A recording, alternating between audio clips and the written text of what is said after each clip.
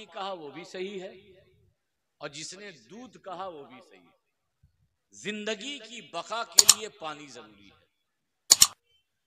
मगर बाजार में बिकने के एतबार से दूध की कीमत पानी से ज्यादा है कि नहीं? यहां किसी कल पे चले जाओ, पूरे बंगाल में हर आधा किलोमीटर के बाद तो तालाब है, और अल्लाह ने इस इलाके में इतनी मछली दी, मगर फिर भी बंगालियों के लिए मछली कम है, साउथ से आती है। इतने तालाब हैं, इतने तालाब, जितना चाहो बाल्टी पानी ले लो, मगर किसी के वहां से दूध ले पाओगे? ले पाओगे?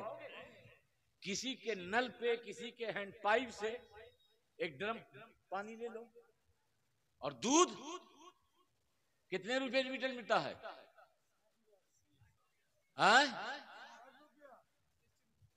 ओरिजिनल ओरिजिनल हमको दुकान का नाम बता दो जहां ओरिजिनल मिलता हो। भाई हमारे यूपी और मध्य प्रदेश, छत्तीसगढ़ में जब तक पानी ना मिलाएं तब तक वो दूध ही नहीं बनता। और हमारे वहां तो ये कहते हैं कि भैया असली है, कहते हैं हाँ, नड्डे पे हाथ रखा, कहा कसम कुरान की बिल्कुल असली है, हमने तो दूध में पानी मिलाया ही नहीं, क्योंकि वो पानी में दूध मिलाते हैं। अब कीमती क्या है बाजार के हिसाब से? सभी बोलिए, कीमती क्या है? सभी बोलो ना। दूध। बाजार के हिसाब से पानी की कोई कीमत? इत्तेफाक से इस बात का एहसास, फीलिंग दूध को भी हो गई, दूध को भी हो गई। मैं तो कितना पावरफुल हूं। एक दिन उसने पानी से कहा, यार तेरी क्या हकीकत है? यू आर नथिंग, तुम कुछ नहीं हो। देखते नहीं, तुम 3 लीटर, मैं 1 लीटर, मगर दूध बेचने वाला कभी नहीं कहता कि पानी ले लो। क्या कहता है? दूध ले लो, मेरी कीमत है, तेरी कीमत नहीं। कीमत किसकी है? दूध ने पानी से क्या कहा? कीमत किसकी है? मेरी। तेरी कीमत, तेरी कीमत। ये समझ लो, ये दूध है, एक बाल्टी में रखा है, ये पानी है। दूध ने पानी से कहा यू आर नथिंग, तेरी कोई कीमत नहीं। मेरा स्टेटस देख, मेरा मुकाम देख, मेरा मर्तबा देख, 60 रुपये में बिकता हूं, और तू किसी भी तालाब में मिल जाता है, तू किसी भी नहर में मिल जाता है, तू किसी भी हैंड पाइप में मिल जाता है। तो जो पानी ने जवाब दिया था, हजरत सुनोगे? इस जवाब को अपने दिमाग में लॉक कर लो। क्या कर लो? लॉक। पानी ने कहा है दूध, ये बात सच है, तेरी कीमत है। तेरे सामने मेरी कोई कीमत, तेरे सामने मेरी कोई कीमत। कब? जब मैं इधर था, तू इधर था, तेरी कीमत मेरी कीमत नहीं, तेरी कीमत मेरी कीमत नहीं। लेकिन जैसे ही मैं तेरे अंदर आया, तवज्जो, जैसे ही मैं तेरे अंदर आया, जो कीमत तेरी थी वही कीमत मेरी हो गई। जब तक मैं जुदा था, जब तक मैं अलग था, मैं कुछ नहीं था।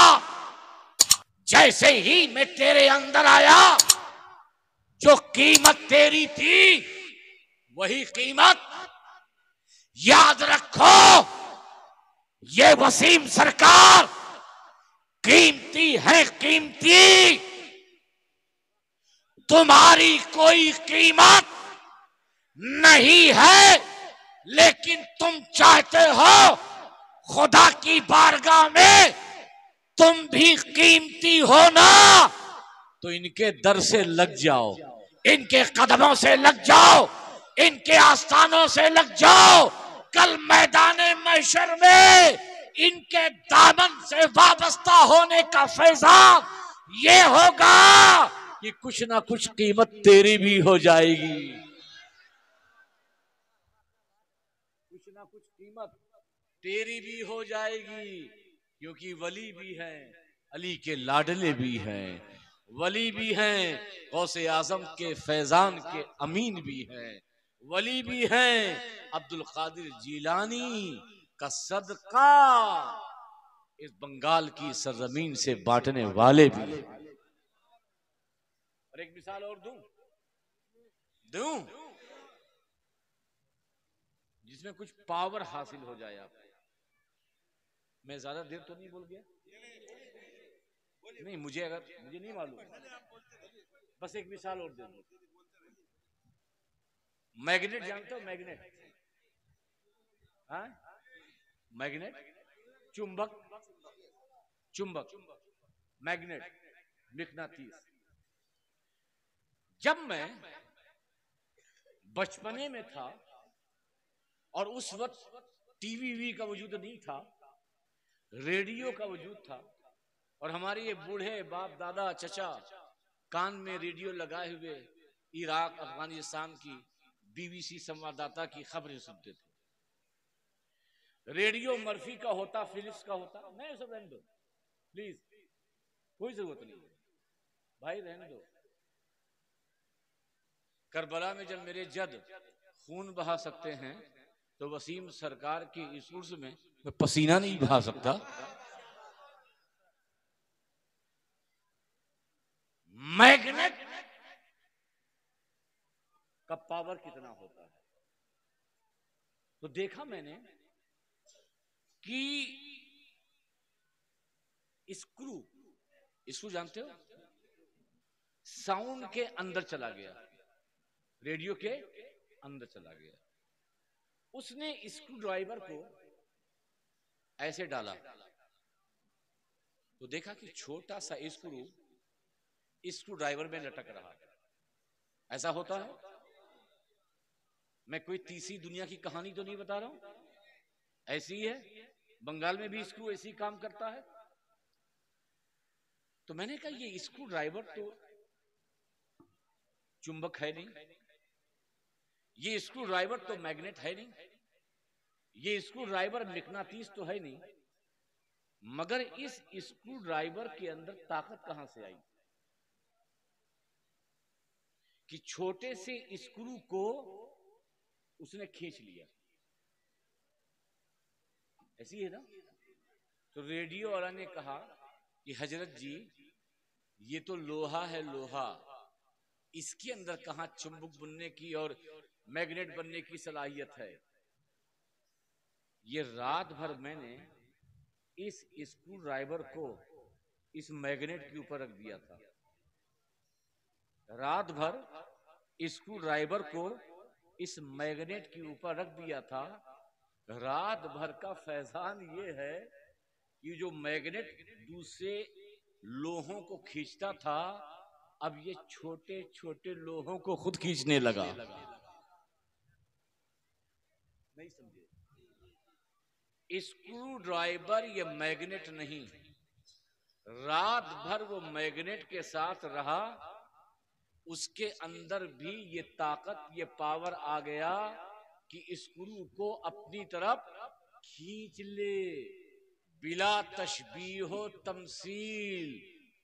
इन आस्थानों पर इनकी सोहबत इख्तियार करो, ये मैग्नेट पावर है, ये रूहानी मिकनातीस हैं, ये रूहानी चुंबक हैं। तुम लोहे हो, लोहे, मगर इनकी सोहबत में बैठोगे, इनकी खिदमत में बैठोगे तो इनके फैजान से तुम्हारे अंदर भी कुछ ना कुछ पावर आ ही जाएगा।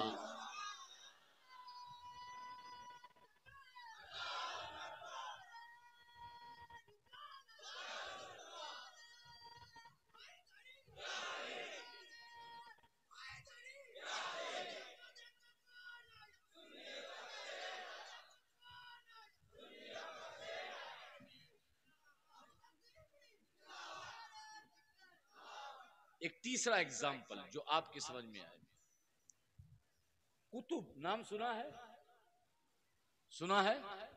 कुतुब, कुतुब अब्दाल, कुतुबुल अफ्ताब, कुतुबुल इरशाद, कुतुब। कुतुब का जो माना डिक्शनरी में है, इस्लाही नहीं। कुतुब कहते हैं कील को। कील समझते हो क्या? पेरेक, ये जिसमें ठोक दिया, कैलेंडर टांग दिया, पेरेक। डिक्शनरी में कुतुब कहते हैं उसी पेरेक को। कुतुब किसको कहते हैं? पेरेक को। चक्की देखी है? जाता, जाता देखा है? देखा है? जाते में जो नीचे वाला पार्ट है, उसके बीच में जो लोहा होता है, जो लकड़ी होती है, उसे कहते हैं कुतुब। क्या कहते हैं? आखिरी बात बोल रहा हूं, पूरी तवज्जो से। जाते का जो निचला हिस्सा है, निचला पार्ट है, उसके बीच में जो लकड़ी होती है, उसके बीच में जो राड होता है, उसको क्या कहते हैं? सभी बोलो। ऊपर वाला हिस्सा घुमाया, गेहूं डाला, चावल डाला, सब पिस गए कि बच गए? हैं? कुछ बचे कि नहीं? हैं? नहीं बचे?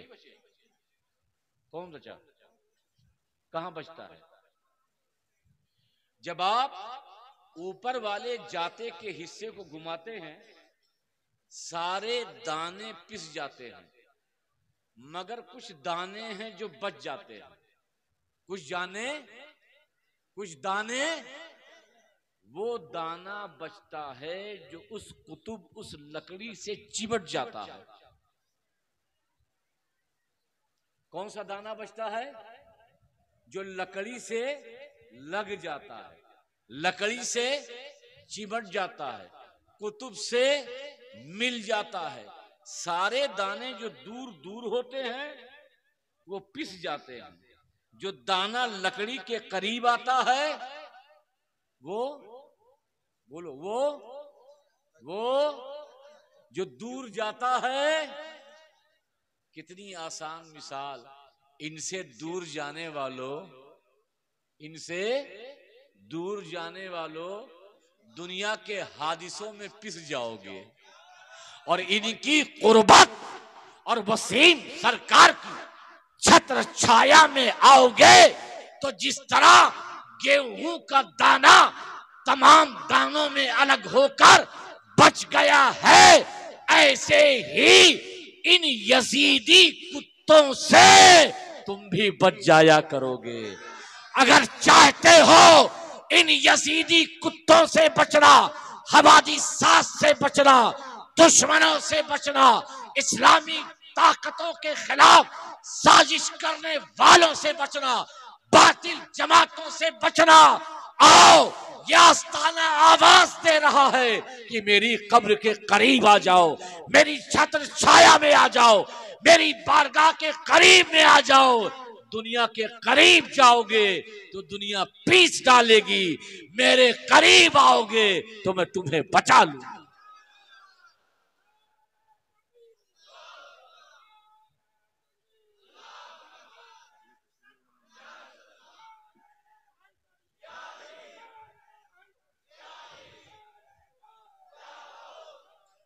मैंने अर्ज किया, हम सुन्नी है, इफरात तफरीद न किसी को घटाते हैं, न किसी को, बोलो, न किसी को घटाते हैं, न किसी को, बल्कि जो मकाम अल्लाह ने, जो मकाम रसूलुल्लाह ने उन्हें दिया है, उसी मुकाम के मुताबिक किसी को मौला मानते हैं, किसी को सिद्दीक़ अकबर मानते हैं, किसी को फारूक आजम मानते हैं, किसी को ज़ुन्नुरैन सखावत का समंदर मानते हैं, कोई अशरे मुबश्शरा है, कोई ओहद में, कोई बदर में, कोई खंदक में शहीद होने वाला सहाबी।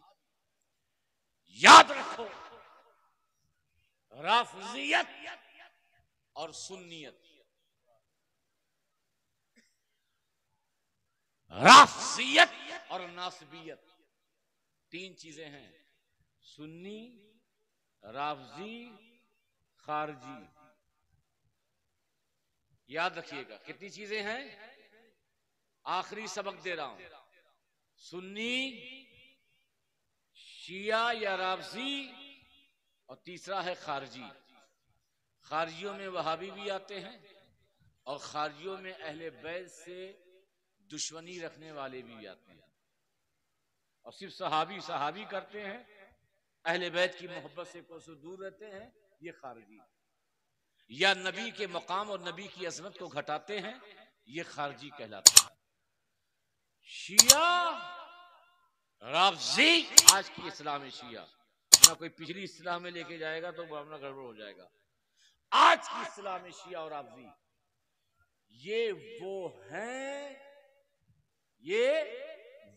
हैं कि जो सबसे पहले आपके जहनों को इस तौर पे परागंदा करते हैं कि नामे अली का सहारा लेकर, अहले बैत का सहारा लेकर, उनकी मजलूमियत का सहारा लेकर, बागे फिदक को छेड़कर, जंगे सिफीन को छेड़कर, तारीख के औराक के स्क्रीनशॉट दिखाकर, अल बिदाया व निहाया से बताकर, तारीख खुलफा से बताकर, मुल्ला अली कारी की किताबों से बताकर कहते हैं देखो सुन्नियों की किताब में ये आया है, सुन्नियों ने ये कहा है, मुल्ला अली कारी ने ये लिखा है, इमाम जलालुद्दीन सीती ने ये लिखा है, इमाम हाकिम निशापुरी ने ये लिखा है, अल बिदाया व निहाया में अल बिदाया व निहाया में ये हजरत फखरुद्दीन राजी ने ये लिखा है,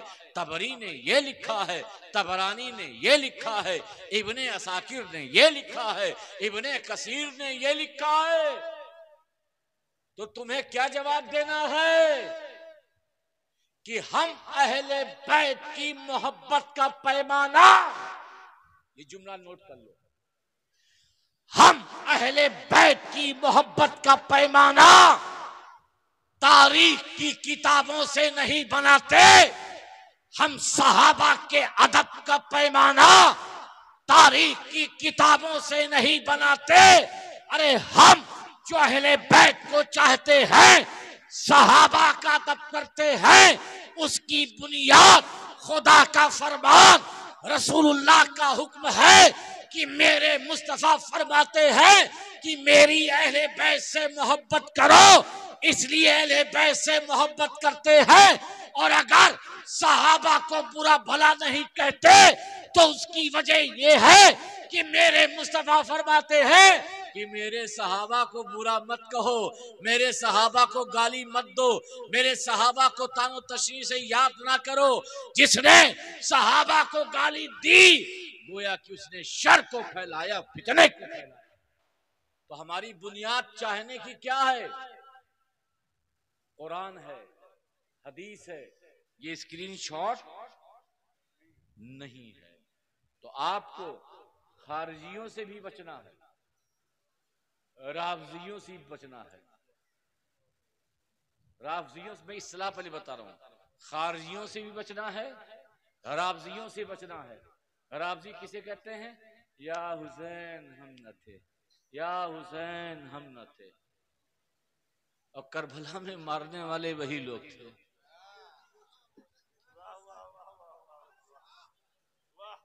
या हुसैन, या हुसैन। और ये सुन्नी ऐसे ही अगर मातम करना होता तो सबसे बड़ा गम तो मुस्तफा का था। मुस्तफा से बड़ा गम किसे?